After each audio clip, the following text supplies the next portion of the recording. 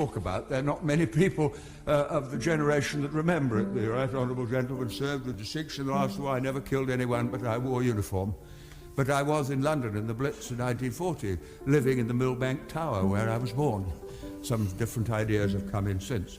And every night I went down to the shelter in Thames House. Every morning I saw Dockland burning. 500 people were killed in Westminster one night by a landmine. It was terrifying. Aren't Arabs terrified? Aren't Iraqis terrified? Don't Arab and Iraqi women weep when their children die? Doesn't bombing strengthen their determination? What fools we are to live in a generation for which war is a computer game for our children and just an interesting little Channel 4 news item.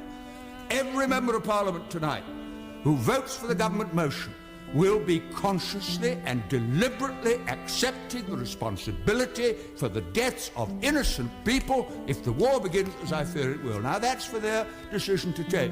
But this is a quite unique debate in my parliamentary experience where we're asked to share responsibility for a decision we won't really be taking, with consequences for people who have no part to play in the brutality of the regime which we are dealing with. And I finish with this. On October the 24th, 1945, and the former Prime Minister from Bexley, Old Sidcup, will remember it, the United Nations Charter was passed.